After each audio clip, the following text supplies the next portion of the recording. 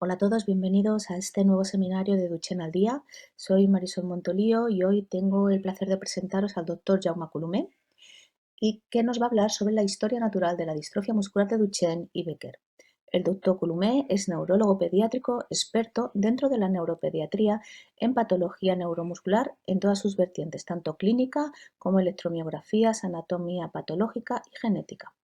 El doctor Colomer es licenciado en Medicina y Cirugía por la Universidad de Barcelona y obtuvo posteriormente los títulos en Medicina de Familia, Pediatría y Neurología, teniendo el título de Neuropediatría por la Sociedad Española en Neurología y la Sociedad Española en Neurología Pediátrica, además de tener el doctorado en Medicina en la Universidad de Barcelona. Como actividad científica, ha participado en más de 10 proyectos y ensayos clínicos. Estos ensayos clínicos han sido financiados tanto por fondos de investigación públicos como por el Instituto Carlos III y por fondos de financiación privados, y han sido en el campo de las distrofias musculares y otras enfermedades neurológicas. Hoy en día, el doctor Colomer pertenece a la unidad de patología neuromuscular del Servei de Neurología del Hospital de Sant Joan de Déu. Bienvenido, Jaume, cuando quieras. Muchas gracias, Marisol. Muchas gracias a Parents Project por darme esta confianza de poder estar en este webinar. Vamos a empezar. ¿Qué no me pasan las diapositivas, Marisol? Sí, tú mismo. Sí, pero no corre, veo. Abajo, si te pones el cursor abajo, en la izquierda, se Sí, levantarán unas flechitas. Ahí, si le das ahí, correrá. ay Dios. Ahora, Vale. perfecto. No sé qué ha pasado, estaba bloqueado. Bueno, Asuntos del voy a hacer directo. permítame hacer una pequeña introducción a mi exposición. Mi exposición será básicamente clínica, relatando la historia natural de la enfermedad de Duchenne y la distrofia muscular de Becker, pero quizá menos exhaustiva. Dos entidades, como saben ustedes, son alérgicas, pero con un espectro clínico muy diferente. Y lo voy a hacer desde un punto de vista histórico y personal evolutivo que he vivido con mi propia persona. Para ello, en el curso de la exposición aparecerán aspectos vividos que me han permitido llegar al grado de conocimiento que tenemos hoy sobre la enfermedad de Duchenne. Otra vez no me corre, lo siento. No me pasa, Marisol. Tienes que hacerlo abajo a la izquierda, si no te corre con el cursor normal. Ahora, a la flechita esta de aquí, ahí. Vale, pues nada. Y voy a empezar con esta diapositiva, que es un niño que está afecto, y he puesto qué persona ajena a la familia de este niño pensaría que este niño que juega en la playa sufre una severa enfermedad. ¿Qué historia clínica tiene este niño?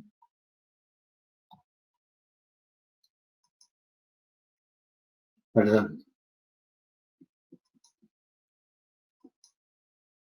En ocasiones, esto lo vemos en la clínica, determinados signos clínicos son claves para aproximar, sospechar y establecer un diagnóstico. Y esto es lo que ocurre en el caso de la distrofia muscular de Duchenne, aunque en ocasiones, y menos evidente, en la distrofia muscular de Becker, a pesar de ser dos enfermedades alérgicas. Voy a iniciar mi exposición exponiendo la historia brevemente de un niño, que es como se presenta en la consulta de alguna forma, ¿no? Es un niño de 5 años de edad, sin antecedentes familiares de ningún tipo de interés, es el primer hijo de una familia, que la deambulación se inicia a los 15 meses, que ya lo he puesto en rojo porque lo habitual no es muy... Es posible de que un niño empiece a caminar a los 15 meses, pero no es lo habitual.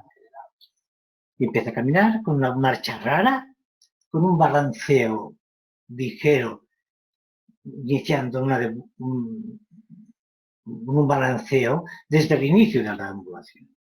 Nunca es un niño que fue capaz de correr, como los otros niños, y fue considerado como un niño torpe por los padres. Y la exploración a los 3 años es un niño que se levantaba al suelo con dificultad, apoyándose un poco las manos en las rodillas. Inicia la marcha con un equinismo. Esto es muy característico la mayoría de pacientes, debido a la debilidad del músculo cuádriceps, tienen un ligero equinismo, que es muy típico. Yo diría que prácticamente es en el 100% de los casos. Debido a la debilidad del cuádriceps, condiciona un ligero equinismo. Y son niños que tienen tendencia a caminar de puntillas. Refieren a los padres que es muy musculoso en relación con la edad y observan una dificultad para subir escaleras. Y eso es todo lo que recibe la familia. A la exploración hay una habilidad de la musculatura pélvica, sobre todo con una discreta retracción aquilea, como hemos dicho, que es la que proporciona a la marcha de puntillas.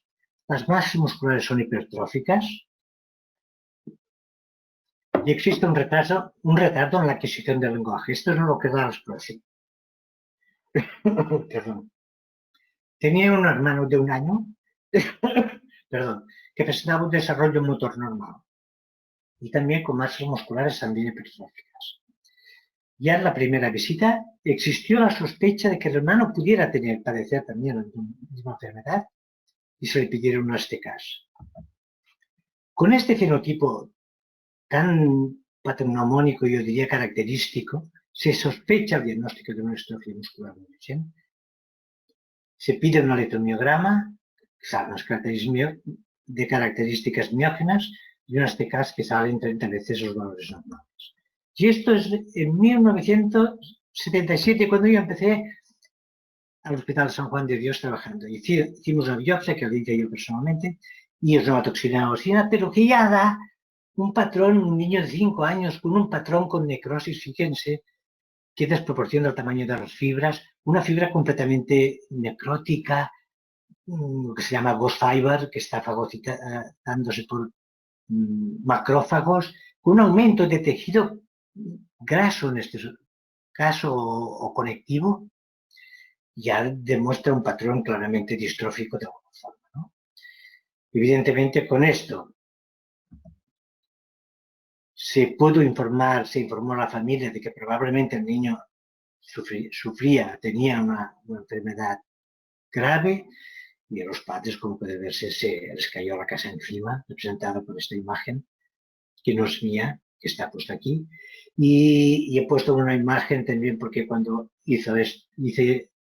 elaboró esta comunicación, pues había la guerra de Siria y Mosul quedó prácticamente destrozada. Es decir, los padres les cayó la casa encima debido al pronóstico que se podía establecer. Saben ustedes que es un muscular de Duchenne, tiene una herencia recesiva ligada al cromosoma X y por tanto, pues el 25% de los niños, de las niñas son sanas, los hijos también 25 sanos, 25% serán portadoras y 25% de los varones serán afectos. No voy a insistir en esto porque lo conocen muy bien. La distrofia muscular de Duchenne es una distrofia severa, de herencia autosómica recesiva ligada al X y con una frecuencia de 1 entre 3.500 y 4.000 hombres nacidos vivos, causada por el déficit de una proteína que se llama distrofina, de localización subsarcolémica, y un 30% de los casos suelen ser casos esporádicos. Aunque hay que tener en cuenta una cosa importante, que un 10 o 20% presentan un mosaicismo germinal. Las madres presentan un mosaicismo germinal que hay que tener en cuenta porque sin ser portadora a nivel genómico, a nivel de sangre, puede transmitir la enfermedad por el mosaicismo germinal. Afecta básicamente a musculatura esquelética, respiratoria y al corazón, y otros órganos, aunque menos impacto de alguna forma, pero que también están afectados, son los vasos, el cerebro, como explicó el profesor Rubén Miranda el día anterior, y hoy por hoy es una enfermedad incurable. Su evolución es predictible, es decir, lo que es la distrofia muscular de Duchenne, pues la podemos predecir cómo va a terminar de alguna forma. Entonces aquí hay unas imágenes, aspectos más relevantes de las distintas fases de la enfermedad, pero que en el fondo existe una debilidad muscular progresiva que conducirá a la pérdida de la deambulación en un periodo variable, como veremos, y que esa debilidad muscular condicionará unas deformidades esqueléticas, una insuficiencia respiratoria y generalmente una miocardiopatía hipertrófica acompañada. Conducirá inexorablemente a la muerte en la segunda, tercera década de la vida, incluso más de la tercera o cuarta, es difícil que sobrevivan estos niños. ¿Qué estadios clínicos? Los he dividido básicamente en dos fases, la fase de ambulante y la fase no de ambulante. En la fase de ambulante los niños tienen un retardo en el desarrollo motor.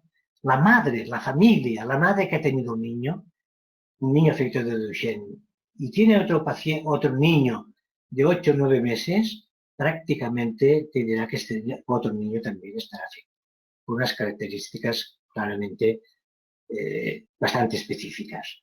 Suele existir un retardo en el desarrollo motor y cognitivo, un retardo en la adquisición de las habilidades, un retardo en la adquisición del lenguaje muy característico que refleja el retardo mental que pueden tener estos niños, una debilidad existente compensada, en principio, por distintas posturas, de alguna forma, y desde los 7 años más o menos hay una pérdida de las funciones motrices progresivas y que generalmente no suele existir un patrón lineal evolutivo, es decir, no todo se comporta igual.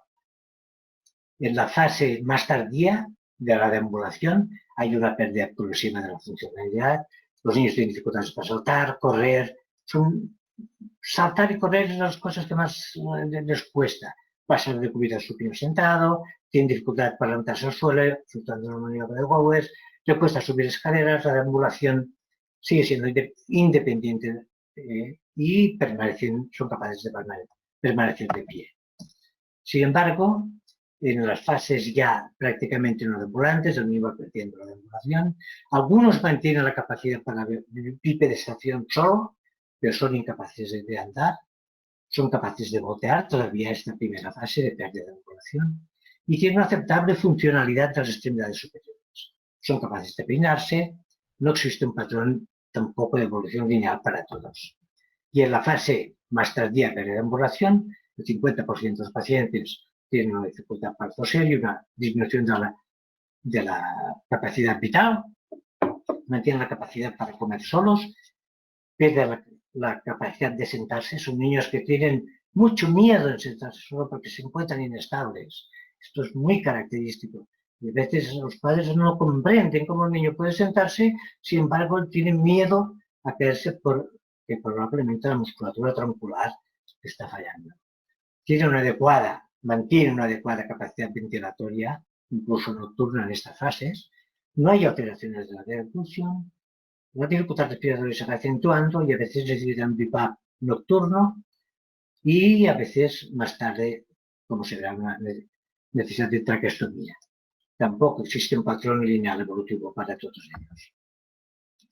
Aquí he querido mostrar el equinismo, fijan, 2 niños afectos con una tendencia al equinismo, con una hiperlordosis compensatoria, con una rotación interna de las piernas, muy característico, que esto obliga que apoyen en un varo, tienen un pie varo, y este varo hay que cuidarlo porque si no se va a establecer, será un varo progresivo que dificultará incluso el ponerse los zapatos. De alguna forma hay que tratar este varo mediante fisioterapia.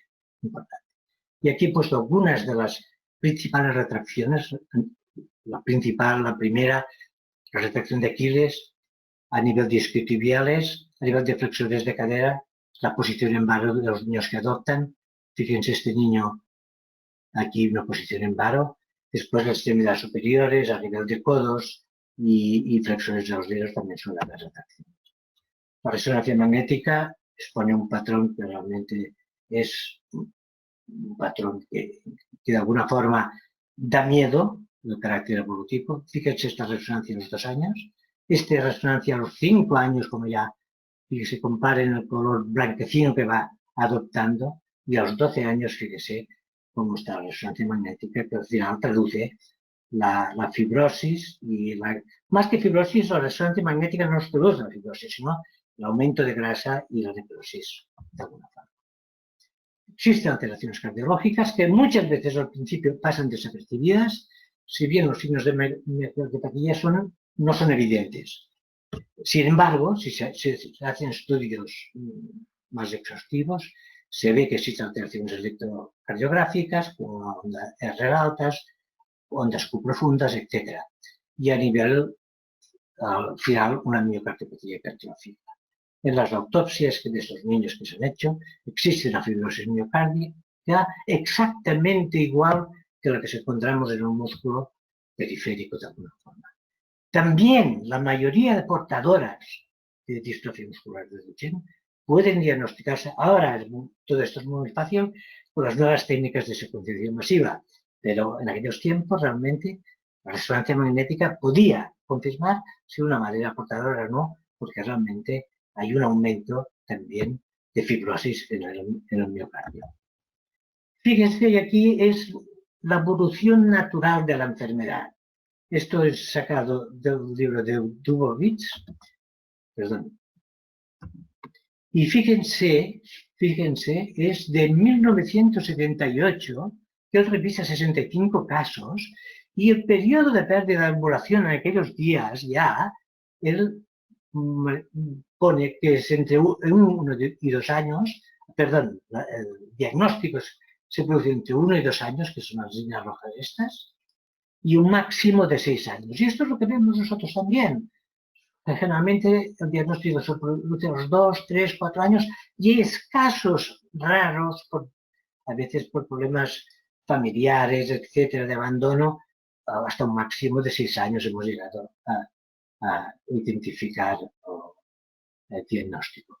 El periodo de pérdida de ambulación, fíjese, sin tratamiento corticoideo, quiero insistir en esto, es de los 7 a 8 años. Hay niños que presentan una gravedad extrema, una debilidad progresiva ya a los 7 a 8 años y hasta los 16. Esto es lo que ya el doctor Dubovitz resaltaba. Y la media de pérdida de ambulación es a los 11,39 años. El conocimiento global, no obstante, estandarizado de alguna forma, de la pérdida de la ambulación, de la evolución clínica de la enfermedad, ha sido valorada o identificada gracias a los ensayos terapéuticos que se hacían 2 grupos de pacientes, unos que eran control, y además se pasaban unas escalas, y esto es lo que realmente nos ha dado la evolución natural, pero una evolución natural que tampoco es real, porque todos los pacientes que tienen los ensayos terapéuticos tienen mutaciones, tienen una mutación nonsense, por ejemplo, los casos de la Taluren. O sea, eran mutaciones, niños que tenían que tener una mutación puntual tipo nonsense. Por lo tanto, ya seleccionábamos los pacientes. También dependían del tipo de selección que tenían. Por otro lado, sabemos que la respuesta a los corticoides es muy variable en relación a la existencia de diferentes polimorfismos que pueden existir. Y hay pacientes que se llaman respondedores y otros que no responden para nada o responden muy poco a los corticoides. Por tanto, el resultado de los ensayos que voy a presentar ahora tampoco traduciría fielmente la evolución natural de la enfermedad, porque está modificada por la presencia de los corticoides y la selección de pacientes con mutaciones puntuales, etc. Y hemos dicho que hay una fase asintomática, se acepta que hay una fase en los primeros años de vida, el primer año que es asintomática. Y esto evidentemente no es cierto, y basta, ya lo he repetido antes, preguntar a una madre que tiene un niño de 1 año a ver si tendrá un Duchenne o no, si ha tenido uno previo. Fíjense que mediante esta escala, que se conoce como Peak Body Development Motor Scale, que es una escala que se compone de 6 subtests que valoran las interrelaciones motoras de las habilidades en niños muy precoces, solamente entre 1 y 5 años. Y pueden ver ustedes que fíjense que todos ellos, tanto la cosa estática como la locomoción, como la manipulación, como el gasping, etc., están por debajo de la línea de la normalidad de alguna forma, y que solo la integración visual motora está un poco compensada, pero sin embargo también es patológica. Y en la parte de abajo es el global de todos, que realmente todos están por debajo, tanto en aspecto motor fino, motor grueso, como hemos dicho. Fíjense, esto son pacientes afectos de Duchenne y normales, Los que tienen los cuadraditos rellenos son pacientes normales y los que son redondos y vacíos de alguna forma son pacientes con Duchenne. Todos estos se les ha pasado el malestar ambulatorio Sessman, que valora estos 17 parámetros y fundamentalmente estos 4, como correr, como saltar, como mantenerse una pierna, etcétera, mantenerse la estática en una pierna. Y fíjense que los normales todos ocupan esta posición, mientras que aquí hay uno, o algún Duchenne, este es un Duchenne, este es otro Duchenne, que se aproximaría a los normales. Pero esto se va distanciando a medida, fíjense que es entre 3 y 3 años y medio, entre 3,6 y 4 años, es decir, que es una cosa muy correlativa, entre 4 y 5 años. Fíjese cómo ya se va separando definitivamente los que son normales de los Duchennes que quedan por debajo. Y esto es entre los 4,6 y 11 meses. Esto es sacado del Congreso de Lyon. Fíjese ya, para ser más definitivo, pues evidentemente todos los negros, que son pacientes normales, quedan en relación con los Duchenne, quedan completamente separados. Aquí lo mismo, fíjense que hasta los 7 años más o menos existe un grupo de pacientes que van mejorando. Fijaros, y esto es muy interesante conocerlo, porque muchos padres a veces cuando hacen un diagnóstico a los 3, 4 años y el paciente viene a los 5 y dice, doctor, usted me dijo que esto es una enfermedad progresiva y el niño no va peor. Y en cambio es en esta fase en que realmente los niños mejoran, aunque tengan un Duchenne, mejoran muchas de las pruebas funcionales porque probablemente la hipertrofia de las fibras musculares compensa, no superan de alguna forma la pérdida de fibras musculares. Aquí una valoración de los ambulantes, los otros azules, de los no ambulantes. Fíjense cómo esto está más o menos, fíjense cómo los pacientes de ambulantes tienen una tendencia más o menos a mejorar, algunos de ellos. Se establecen 2 grupos bien diferenciados, de alguna forma. En resumen, podríamos decir que la debilidad muscular es una debilidad progresiva, que empieza con un retardo psicomotor global, que hay un equinismo, una rotación aquilea, que produce el equinismo, evidentemente, que hay una debilidad de musculatura pélvica con una marcha grandinante, que aparecen unas dificultades para levantarse del suelo, que son patognomónicas de alguna forma, que hay una hipertrofia de masas musculares. Yo creo que no hay Duchenne sin hipertrofia de masas musculares. Y no solamente a nivel de gemelos, en absoluto, sino incluso a nivel de los brazos y antebrazos, sobre todo lo que son radiales, hay una hipertrofia de las masas musculares. Es decir, que la hipertrofia no solo está centrada a nivel de gemelos, como es muy característico. Bueno, la pérdida de ambulación se produce alrededor de la pubertad y entonces se produce hacemos prolongar la deambulación. Me parece que la rehabilitadora Curita ya les habló de la prolongación de la ambulación, de la ambulación, y que mantiene la funcionalidad de las extremidades superiores durante bastante tiempo, que a la edad de la pubertad aparece una esclerosis más o menos compensada, una insuficiencia respiratoria progresiva, que aparece la necesidad de un BiPAP, que aparece una miocardiopatía hipertrófica y suelen fallecer más o menos de la segunda y tercera. La prolongación de la ambulación lo voy a pasar muy rápidamente, pero sí que es un programa que iniciamos en 1987 y hace ahora 32 años ni más ni menos y que hemos seguido en la actualidad. Y creo que desde mi punto de vista es un gran beneficio para los niños porque con una simple tenotomía subcutánea prácticamente obligada en todos ellos, ya que tienen todos una ligera retracción aquilea, y es obligada para poder poner los calipers, light calipers característicos que les permite la deambulación autónoma, y aquí lo vemos muy claramente. Y aquí les he puesto el resultado de una publicación que hicimos en 50 y pico de niños, creo.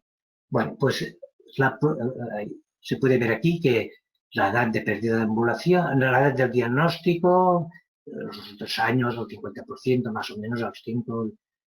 Es decir, la pérdida de ambulación se produce más o menos entre los 10, 11 años, la mayoría de ellos, y mediante los cálipers, el uso de los cálipers, aumentamos la deambulación 2,76 años más de alguna forma. Reducimos la aparición de escoliosis de una forma muy evidente. Fíjense, no escoliosis en 27 niños, muy importante. Esto sin tratamiento con corticoides, solamente usando los cálipers de alguna forma. Desde 1887, en que Duchenne describe la enfermedad, hasta 100 años posteriormente, en 1987, prácticamente un siglo, no pasa prácticamente ningún hallazgo importante. Víctor Dubovich, que es la persona que entregó, bueno, las personas clínicas y que tanto él como Michael Brook de Denver, Colorado, Hans Neville, etcétera, etcétera, trabajaron y confeccionaron el libro Muscle Biochem Model Approach, que yo les aconsejo. No sé si la edición si todavía existirá. Creo que no. Hay versiones más nuevas, pero realmente yo es lo que aprendí la biopsia muscular básicamente con este niño, con este libro. Fíjese bien que el doctor Dubovich valora extraordinariamente si hay fibras hipertróficas, si hay predominio tipo 1, si hay predominio tipo 2, si hay necrosis, si hay fagocitosis, si hay hipertrofia de fibras musculares, grado de necrosis. Y aquí podemos ver, aquí tenemos los parágrafos como llama él, de la distrofia muscular Duchenne, y aquí fíjense bien los parámetros de la distrofia de cinturas. Entonces era muy difícil establecer el diagnóstico diferencial, porque no habían datos específicos. Y este paciente que veis aquí, que parece que uno dice que es un Duchenne porque tiene una hipertrofia muscular, pues evidentemente no lo es si es un sarcoplicano. En esta época, como ya se conocía el locus de alguna forma, del gen de la distrofina, ya en el año 1985 con la doctora Bellet, la genetista del Hospital de San Pablo, pero que trabajamos juntos durante muchos años, y hacíamos diagnósticos prenatales sabiendo únicamente el locus, mediante el uso de sondas que nos permitían establecer comparaciones. Por ejemplo, aquí se puede ver que estos 3 pacientes, mediante el uso de sondas que marcaban sondas intragénicas o extragénicas, nos marcaban el punto donde estaba, el lugar donde estaba la delección de alguna forma o la mutación. Por fenómenos de recombinación genética, era una forma de hacer un diagnóstico prenatal y que prácticamente era un diagnóstico probabilístico, pero muy importante porque prácticamente jamás nos habíamos equivocado. En 1987, Erich Hoffman descubre la distrofina y se produce una revolución de alguna forma. La distrofina, inicia con el procedimiento de distrofina y no por el gen, mediante un proceso de transcriptasa inversa identifica el gen. Erich Hoffman y su equipo identifican 103 pacientes y ven que de 35 de 38 no tenían distrofina, o prácticamente nula, tenían un 3%, menos de un 3%. Después había un grupo que nos llamaba outliner o intermedios de alguna forma, que eran solamente 4 entre 7 de ellos que tenían algo de distrofina. Y otros que tenían una distrofina de bajo peso molecular, pero que tenían distrofina. Y estos les catalogaron como fenotipo Becker de alguna forma. Aquí tenemos Cohen y Hoffman, Mónaco, y ya confirman que el 50%, fíjense bien, solamente el 50%, 60% más o menos, de estos pacientes afectos de distrofia muscular Duchenne tienen una delección. Pero sin embargo, hay un 50% restante que no sabemos lo que tienen para hacer un diagnóstico. No podemos secuenciar el gen porque es inmenso, etc. Y esto es la situación que nos encontrábamos. Y fíjese esta diapositiva que significa, que es hecha por mí de alguna forma, es el ADN que transmite la información al mRNA mensajero y el ribosoma va captando los distintos aminoácidos, que en este caso, pues cada triplete significa, aquí viene representado por este mensaje, de CAT y Big Fat Rat. Fíjese que una mutación infrem, imaginemos que se ha perdido este triplete de alguna forma, esto condicionará una mutación infrem. Es decir, el mensaje, la proteína en este caso, será de CAT y Fat Rat, un mensaje entendible de alguna forma. Será una proteína, no será normal completamente, pero será suficiente para bloquear bastante la entrada de calcio y evitar la destrucción de la célula. Si la proteína es normal, evidentemente el calcio no puede entrar dentro de la célula y la fibra está intacta. Pero en cambio, si fíjense bien, si perdemos 3 bases nucleótidas igual, pero en distinta posición, de tal forma que condicionan un codon stop, la aparición de unos nucleótidos específicos, entonces el mensaje de CAT-IT, es decir, lo que pasa aquí, entonces hay una proteína inestable que se pierde de alguna forma y prácticamente está desnaturalizada. La membrana se altera, el calcio entra, negrosa la fibra y realmente pues la destruye completamente. A partir de entonces empieza, bueno, un inmenso trabajo enorme y prácticamente cada 2 meses se identifican proteínas nuevas. Esta es la distrofina colocada subsarcolémicamente, la membrana plasmática es lo negro de alguna forma, como veis, y que interacciona con distintas otras proteínas, lactina, etcétera, y con el aparato contractil, que es lo que vemos esto mediante, concretamente en la zona Z. Pero de una forma extraordinariamente rápida se confirma la identificación de complejos distintos, como complejo distroglicano, un complejo fundamental formado por 2 subunidades, la beta, que es intramembrana, y la alfa, que es en el espacio extracelular de alguna forma, y a partir de aquí empiezan a identificarse la rapsina, nuevas proteínas, etcétera, etcétera, y entre ellas las estas de color lila, que es el complejo sarcoglicano, que son los responsables de la distrofia muscular de cinturas. Es decir, todo esto lo hemos vivido y como dato compensatorio se produce un aumento de eutrofina que intenta compensar la pérdida de la distrofina. Se identifican nuevas proteínas y todo este conjunto se conoce como DAC, o distrofina asociada glicoproteína, como proteína asociada a la distrofina. Esto es la membrana plasmática, pero fíjense ustedes que a nivel del espacio extracelular se identifica la merosina y el papo de coco, que es el responsable de una distrofia muscular congénita más frecuente, de alguna forma, y más adelante el colágeno 6 también, que es una distrofia muscular gravísima, con 2 fenotipos, como sabéis, Bellet y Ulrich. Y aquí van a aparecer unos rombos que lo vais a ver, que esto significa que estas proteínas son altamente glicosiladas. Esto es importantísimo.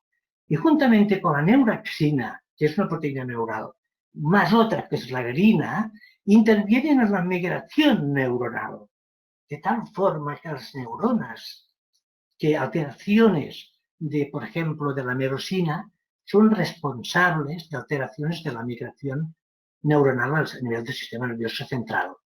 Y dan, bueno, epilepsia, trastornos de la migración, etcétera, etcétera. Simplemente para que vean la importancia de todo esto. Y la glicosilación es tan importante que está implicado en el reconocimiento, adhesión, crecimiento y diferenciación celular. Y toda la mayoría de distrofias musculares congénitas son debidas a defectos de la glicosilación o defectos de la merosina situados en este nivel de alguna forma. Esta estructura, de alguna forma tan importante, permite unir, forma como una estructura de hormigón de alguna forma que une el espacio extracelular con el espacio citoplasmático y con la membrana basal, de alguna forma. Y aquí he puesto el núcleo porque, como sabéis, Lemery-Dreyfus está relacionado con el núcleo, pero bueno, esto ya no es motivo de estos momentos. En 1990 se produce un hecho, yo diría, desde el punto de vista trascendental. Se produce un congreso, el de Múnich, pero que antes hay un congreso satélite, unos días antes, en Venecia. Y nosotros fuimos en coche con el doctor Beget al Lido, y aquí encontré aquí la doctora Nicholson, que era una doctora a la que yo tuve mucha amistad y a la que hice muchos progresos con ella de alguna forma. Pues era fitobióloga, este doctor de Glasgow, y se fue simplemente, fue 15 días a Cambridge a aprender la formación de anticuerpos monoclonales. Y a partir de la distrofina, esto significa la distrofina con las distintas posiciones del NH2, el COH, el nitrote, etcétera, etcétera, ella forma los anticuerpos que permite identificar la proteína, la distrofina, de una forma selectiva, de alguna forma. Fíjense aquí un músculo normal y fíjense un paciente con Duchenne, y aquí es un paciente control, una beta-espectrina, efecto de una historia muscular de Duchenne, y se ve que no hay en absoluto distrofina mediante los dos anticuerpos, con C-términos y el raptomen. Es decir, la creación de anticuerpos monoclonales que identifican la mutación, esto fue un inmenso avance para todos. Fíjese bien aquí, este es un paciente normal, la eutrofina, y es un paciente con Duchenne que se ve sobreexpresada. Y como saben ustedes, la sobreexpresión de la eutrofina es una de las hipótesis de tratamiento para compensar, ya que la eutrofina y la distrofina comparten más del 80% son una paciente homo. Y fíjense aquí lo que con el inmunoblot se puede hacer. Simplemente no voy a insistir en esto, pero fíjense, esto es un paciente control. La banda de distrofina migra a 380 kilodaltones, fíjense bien. Esto es un paciente con una delección, es un Becker. Esto es un paciente con una delección, pero fíjense bien que hay mucho menos proteína que la normal. Fíjese que avance. Esto es un control, comparen. Esto es un paciente que tiene una delección que la banda no ha migrado completamente.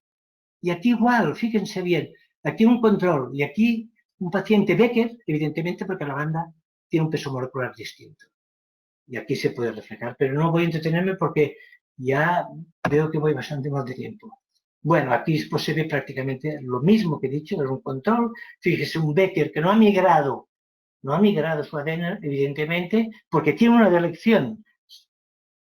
Si no tuviese, pero sin embargo, no tiene una delección y además tiene una falta de distrofina en comparación con el paciente control. Fíjense este grupo, que son pacientes afectos de distrofia muscular de cinturas, todos ellos tienen una distrofina normal.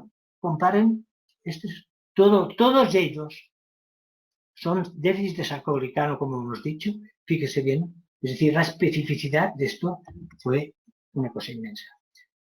Fuimos en coche a Venecia, y de Venecia nos fuimos a Múnich.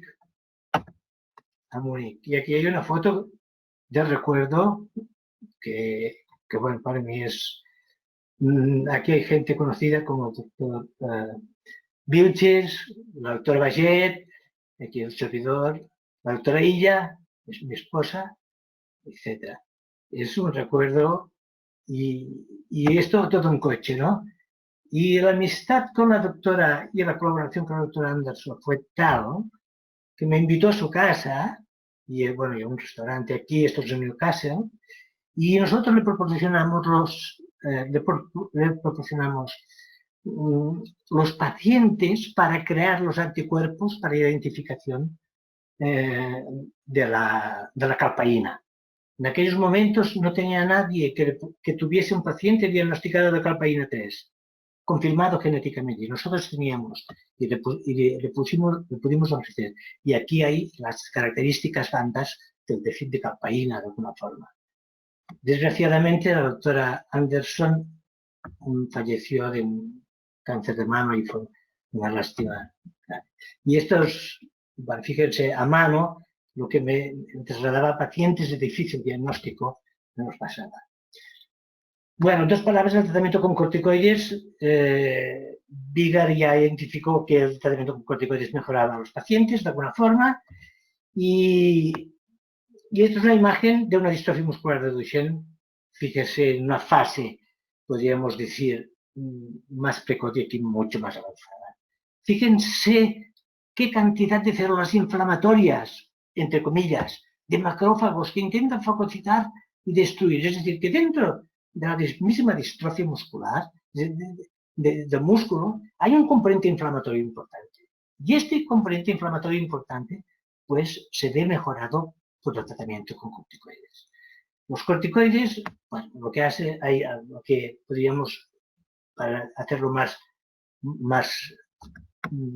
rápido, hay dos tipos de macrófagos de alguna forma, unos macrófagos que segregan interferón y que con el óxido nítrico y la sintasa producen acidolisis y la destrucción de las fibras musculares. Mientras que hay otros macrófagos que se llaman M2, que de alguna forma tienen una interleuquina 4 que inhibe la actividad o compiten con los M1, que son, por así decirlo, más malignos y destructivos, y que como sustrato la arginina, pues mejoran la inflamación de alguna forma. Por lo tanto, existe una fase regenerativa con corticoides, no solamente, es decir, favorece la activación de los M2, de los macrófagos buenos, por así decirlo, induce la interleuquina 4 de alguna forma, inhibe la interleuquina mala de alguna forma y promueve la proliferación de los mioblastos, y esto es el efecto corticoide. Este es el resultado de un niño con corticoides. Es uno de los principales efectos secundarios, es la talla baja, es la talla de estos pacientes, que a veces la compleja muchísimo. Es un paciente de 11 años, tratado con corticoides con 0,75 miligramos por kilo, que es la dosis habitual.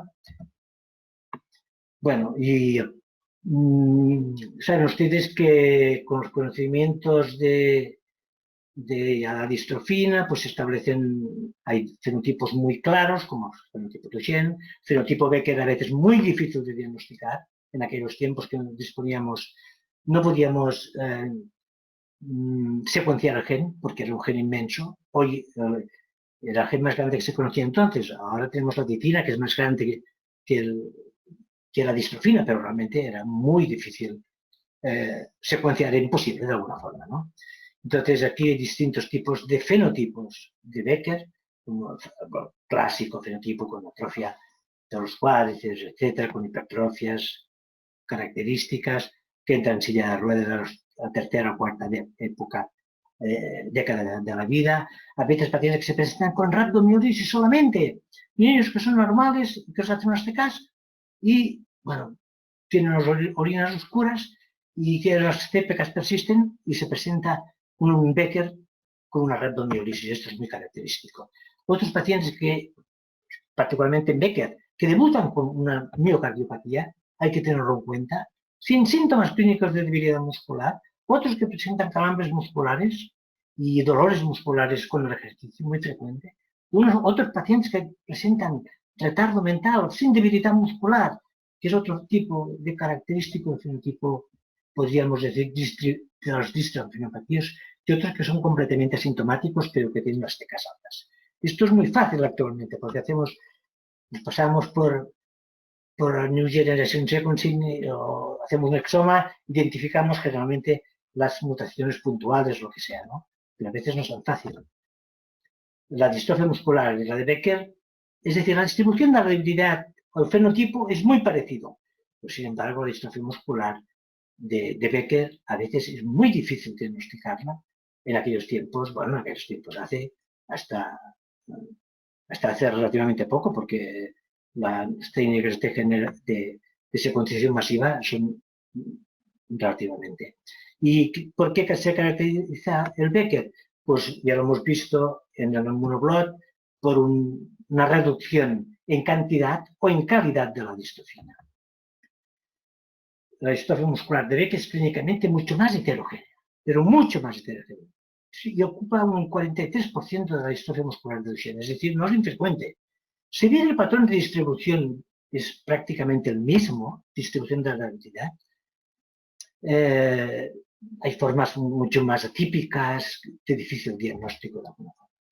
Esto lo voy a pasar, esto es la parte de mi tesis doctoral de alguna forma, pero fíjense que ya con, aquí tenemos DIS1, DIS2, DIS3, es decir, mediante anticuerpos, mi tesis doctoral se basó en ver la interacción que tenía la distrofina al perder la distrofina con el resto de sarcoglicanos. Teóricamente, estos son Duchennes, todo. Fíjese bien que no tienen distrofina, porque están catalogados como uno. Uno significa no distrofina. Mientras que los otros, todos tendrían que tener 8 como mínimo, para ser normales. Y fíjense que la falta de distrofina interacciona con todo el complejo sarcoglicano. 6, fíjese, prácticamente no hay ninguno que tenga 8. Y esto hace difícil en los Beckers, porque, por ejemplo, aquí en la distrofia muscular de Becker, fíjese, el defecto primario es la pérdida de distrofina. Y solamente con un anticuerpo, con el DIS1, se puede ver una ligera reducción. Mientras que fíjense bien que los gamas sarcoglicanos, es el complejo sarcoglicano, de alguna forma, pues fíjense, también está reducido. Es decir, que era muy difícil identificar los Beckers o bien una distrofia de cinturas. Y esto es lo que quiero exponer, por eso que lo paso rápidamente porque no quiero, pero prácticamente, mientras que la eutrofina estaba hipertrofiada y por esto lo hemos puesto un 9 de alguna forma. Esta es una niña, voy a llevar 2 palabras de portadoras, simplemente, bueno, una palabra por así decirlo, es una niña de 7 años, un niño de 7 años, perdón. Perdón, es una niña de 7 años con un fracaso escolar, con un cociente intelectual de 68, en este caso de 1200, y un MLPA que no encontramos en la elección. Una debilidad asimétrica, esto es bastante típico de las portadoras de Duchenne. 2 palabras que no puedo abstenerme de hablar de esto porque esto realmente ha sido una revolución. La New Generation Sequence es el resultado de la evolución del perfeccionamiento de distintas técnicas de secuenciación mediante en combinación con la bioinformática. Y en 1997, Max van Gilbert ya inician la secuenciación, pero podían secuenciar solamente 30 pares de bases. En 1980, Sanger modifica el procedimiento y esto además se hacía una secuenciación química mediante isótopos radioactivos. Fíjense lo que representaba el uso de isótopos radioactivos. En 1980, Sanger modifica la técnica y mejora el rendimiento, permitiendo ya secuenciar 50 pares de bases. Esto motivó que tanto Sanger como Gilbert le dieran el premio Nobel que compartió con Paul Berg. La técnica de Sanger fue perfeccionada por él mismo y su equipo, y en 1990 Gray Bender del Genomic Research Institute de Estados Unidos ya introdujo la secuenciación capilar, que ya permitía secuenciar más de 100 pacientes a la vez. Pero esto no era nada. Tenía que llegar a las técnicas de secuenciación masiva.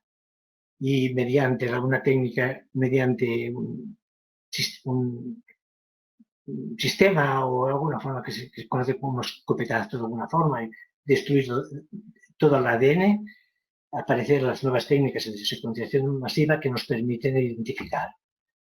Bueno, la New Generation Sequencing actual, que hay 2 métodos, el 454 y el SourceSeq Technology. Y el resultado es que podemos secuenciar cientos de miles de pares de bases con gran fiabilidad. New Generation Sequence puede secuenciar hasta 1 millón de pares de bases, el 95% de gran fiabilidad. Secuenciar todo el genoma humano en 5 días. Tanta información debe ser evidentemente filtrada y procesada bioinformáticamente, rechazando los polimorfismos y los cambios que no tienen trascendencia de alguna forma, como sabéis, que se conocen como variantes de significado incierto. Una revolución realmente en todo aspecto. Y bueno, termino con estas imágenes, que es un homenaje pues a personas como, bueno, aquí estoy con el doctor Nascimento, que es mi compañero de trabajo, el doctor Ortez, y aquí con Eric Hodman. Esto fue en Lyon hace relativamente poco, y el profesor Dubovich, que en esto creo que se merece realmente un homenaje, juntamente con el doctor Jerry Mendel, están investigando enormemente, y con la doctora Arsman Rus, que fue la que tuvo la idea de la técnica de, de intentar curar la enfermedad mediante el salto del exón. Solamente decir que desde que tuvo la idea hasta que se puso en marcha un ensayo clínico, pasaron 17 años, para que vean ustedes. Y esta es, acabo con mi madre, que creo que es un homenaje.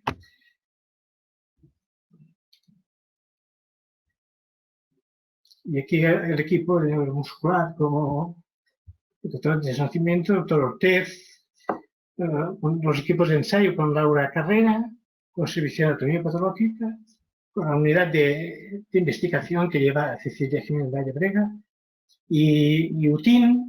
Como saben, el tratamiento de estas enfermedades no los puede llevar un servicio solo, sino que necesitan varios servicios, porque de la debilidad muscular se derivan escoliosis, se derivan operaciones cardíacas, etcétera, etcétera. Tiene que ser un tratamiento multidisciplinar. Y con esto creo que acabo. Muchas gracias a todos y perdón. Muchas gracias, Jaume. Ha estado genial el webinario, y si alguno de vosotros no lo sabéis, no habéis estado en otro seminario, recordaros que tenéis un botón para preguntas donde podéis efectuarlas por escrito. De momento ya tenemos 2 preguntas que nos han realizado. Una de ellas nos pregunta que si podrías explicarle mejor lo que es el mosaicismo germinal. Mosaicismo germinal es nosotros cuando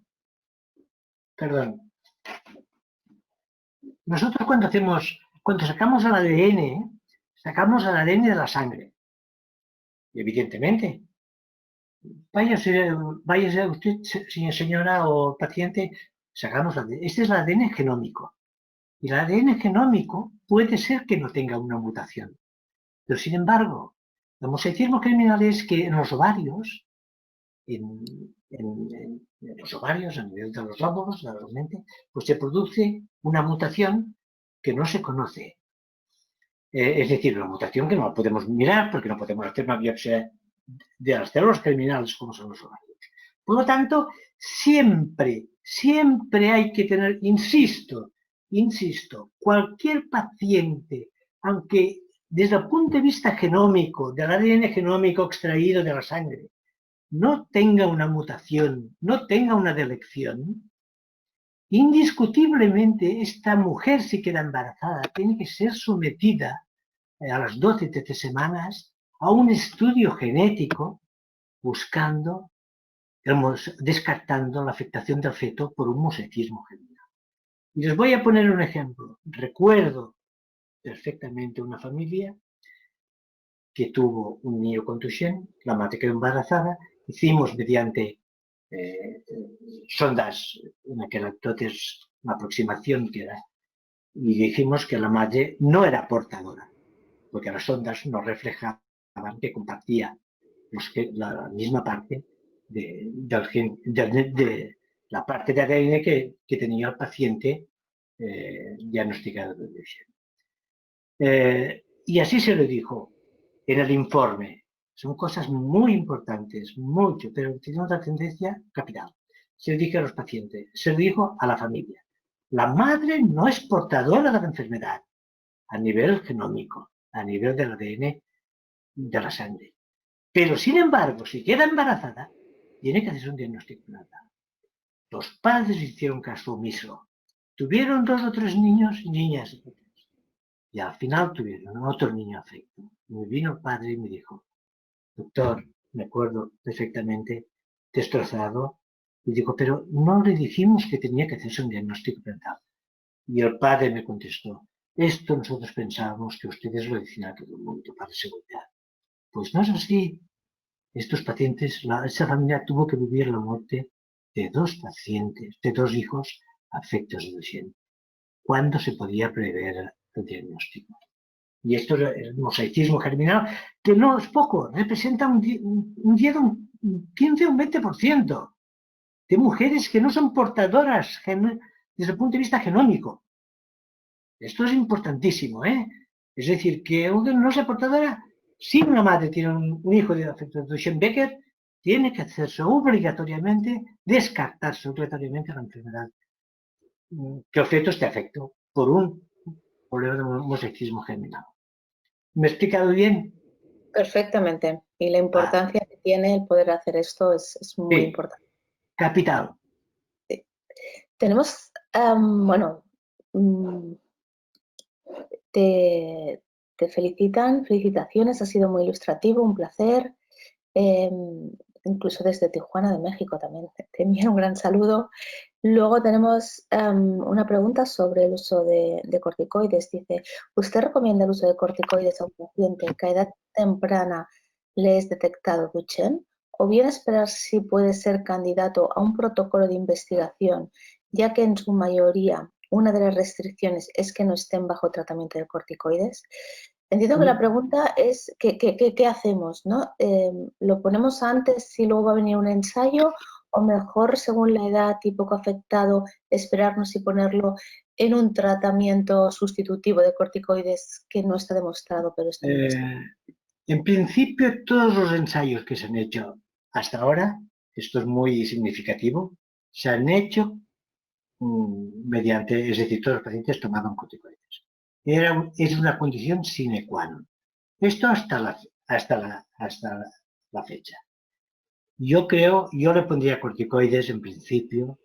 Mi impresión, mi experiencia sería, en principio, controlar al paciente.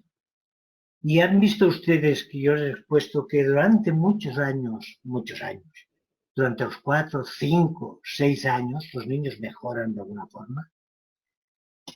Y entonces quizá incluso podemos retrasar el empleo de los corticoides hasta los 6 años de alguna forma. Pero realmente cuando el niño empieza a tener una debilidad, yo creo que hay que poner los corticoides porque los respondedores es una cosa espectacular. Yo recuerdo un paciente que era incapaz de levantarse del suelo, que, bueno, un niño pakistaní de alguna forma, no me acuerdo perfectamente, y que le puso corticoides en un ambulatorio. En un ambulatorio. Y dije, no, no, no, por favor, ponme corticoides. El padre se pensaba que estaba curado, porque empezó a subir las escaleras a los 2 días, 3, como normal. Es decir, yo creo que el tratamiento con corticoides en los respondedores, pues realmente, si vemos que realmente no mejoran lo que deberían mejorar, pues hay que reducir el tratamiento para evitar los efectos secundarios. Este es mi criterio clínico, es decir, poner corticoides, iniciar los corticoides cuando realmente inicia la debilidad. Y si es un niño respondedor, enseguida lo sabremos. Y si es un niño no respondedor, ¿qué tenemos que verificar en algún ensayo? Hasta el momento no hay ningún ensayo que haya demostrado la curación del paciente. Entonces yo creo que de momento el uso de los corticoides es una opción bastante plausible de su uso. Perfecto. Aquí tenemos más preguntas. Nos dicen que si hay alguna relación entre el tipo de mutación o exón mutado con la evolución de la enfermedad. La pregunta del millón. No, evidentemente sí, esto es cierto. Sí. Fíjese, todo el ensayo de la taluren de alguna forma se hizo con mutaciones nonsense. Pero el salto del exón 51, el tratamiento que nosotros hicimos participamos en el ensayo de tratamiento del salto de Lexón, 51, y que tuvo que suspenderse por los efectos secundarios de necrosis subcutánea que aparecían al inyectar el tratamiento, ¿no?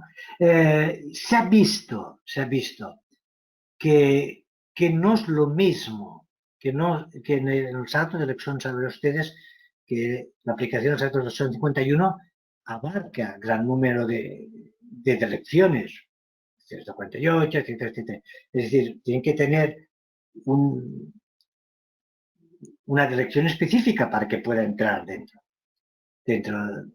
Pues he visto que hay pacientes que tienen determinadas direcciones que responden mejor al salto de Lexón que en otros. Es decir, que de alguna forma sí que la mutación influye enormemente en la evolución y la curación de la enfermedad, o curación o la mejoría de la enfermedad, como es el ensayo sobre el salto de Lexón, de alguna forma.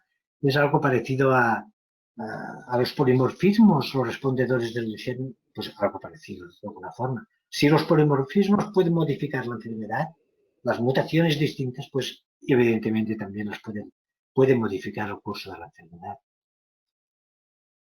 Perfecto. Luego tenemos otra pregunta y es, buenas tardes, doctor Coulomé, y muchas gracias por su ponencia y por su entrega a la patología neuromuscular. Me surge una duda y es sobre las alteraciones dentofaciales y de la oclusión que aparecen en edades más avanzadas. Normalmente no se habla mucho de ¿Las alteraciones? De las alteraciones dentofaciales, Sí. sí, todo lo que es la dentadura, y de la oclusión que aparecen en edades más avanzadas. Normalmente no se habla mucho de ellas, pero me parecen muy importantes de cara a la alimentación. ¿Existe algún protocolo de detección y o prevención? Muchas gracias. Bueno, mi hospital tiene una unidad de ortodoncia de alguna forma, y los pacientes que, claro, evidentemente la debilidad muscular, igual que la atrofia espinal, la debilidad muscular, la distrofia muscular de Duchenne, particularmente Duchenne, el Becker no, esto prácticamente no lo vemos, pero yo diría que es común a muchas enfermedades, es común con la atrofia, con el AME, con la atrofia espinal infantil, es común con todas las miopatías congénitas.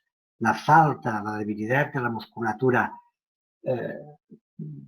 los huesos crecen y se endurecen y los dientes realmente pues están en relación con la fuerza de la mandíbula. Un hueso crece en relación con la fuerza pues, que ejerce, con la presión que se ejerce sobre él. Si no se ejerce presión, el hueso queda débil de alguna forma. Entonces sí, evidentemente, como consecuencia de ello se producen unas deformidades que hay que tratarlas por gente especializada de alguna forma, porque muchas veces hay que utilizar anestesia, muchas veces hay que utilizar aparatos correctores, y esto es un punto que no hay que olvidarlo. Yo no he podido, pero sí que es otro especialista que entra dentro del tratamiento global de estos pacientes, y sin duda esto es cierto y hay que darle, hoy por hoy, porque también es una lástima que por un descuido de alguna forma, aunque hay cosas que a veces no se pueden corregir al 100%, también hay que entenderlo, ¿no? Porque muchas veces pues, las deformidades de la mandíbula, etcétera, condicionan que no se puede. Pero bueno, se puede mejorar la funcionalidad, por lo menos, de la masticación de estos pacientes. Perfecto. Hacemos dos preguntas más porque hay muchísimas y acabamos.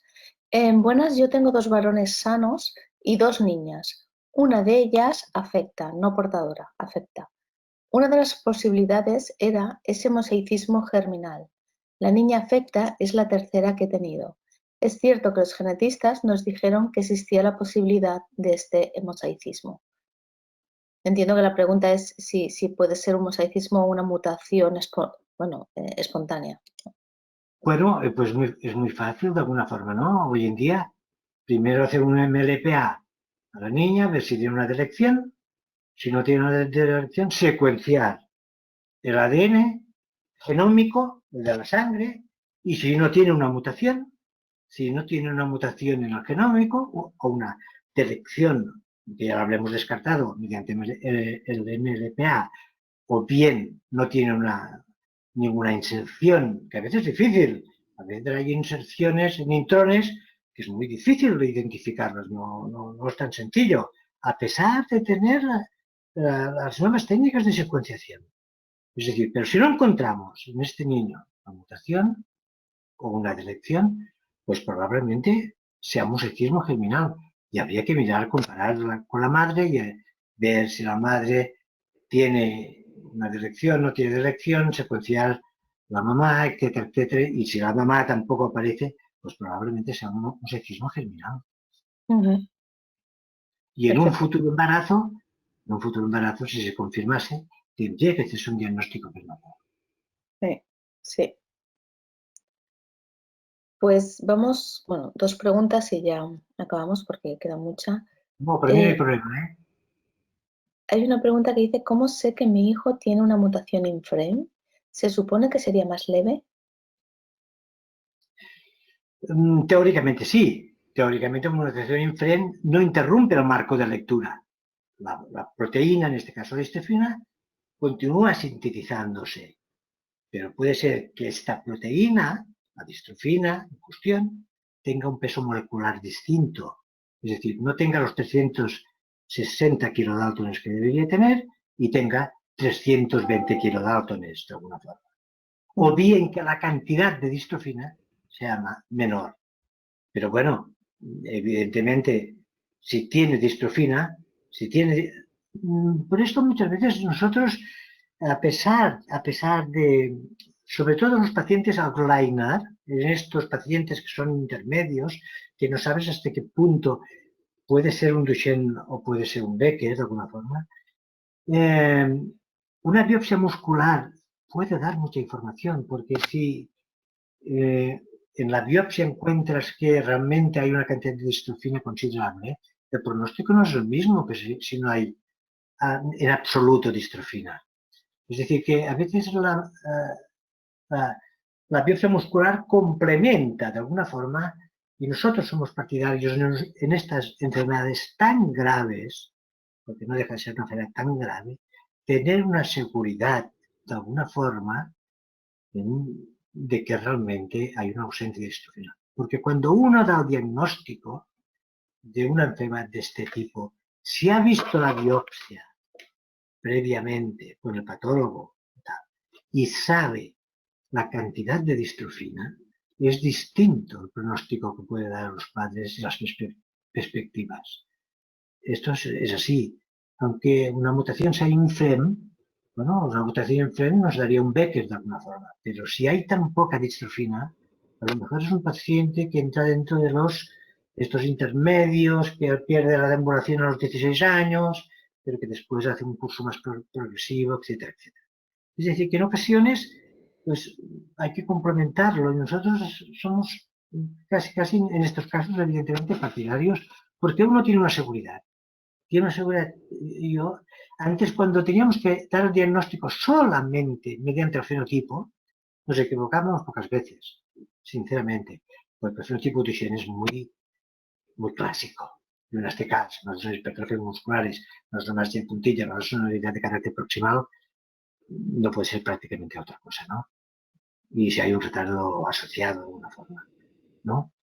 Sí, Eh, pero, no sé qué, bueno, que realmente, pues, evidentemente hay que, a veces sí que puede, en estos casos, indicaría, pues, la biopsia como una ayuda para dar un pronóstico más favorable. Es distinto decir a los papás, mire, no tiene nada de distrofina, o tiene un tanto por ciento de distrofina y probablemente la evolución sea distinta. Esto, pues, los padres, pues, lo pueden agradecer. Y una biopsia muscular es una cosa muy sencilla y que no es ninguna prueba invasiva en absoluto y puede dar información. perfecto. Pues pasamos a la última pregunta. Nos dice: "Buenas tardes, enhorabuena por la presentación. ¿Las hormonas del crecimiento pueden contrarrestar los efectos de los corticoides sobre el crecimiento o la baja talla de los afectados de Duchenne?".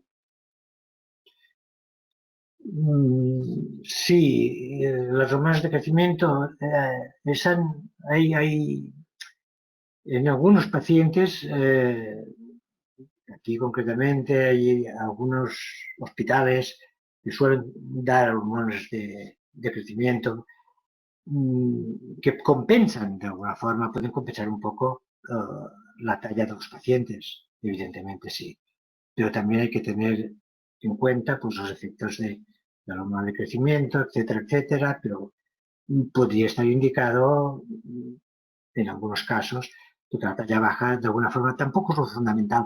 Piense una cosa, le voy a decir, la señora o la persona que hace esta pregunta.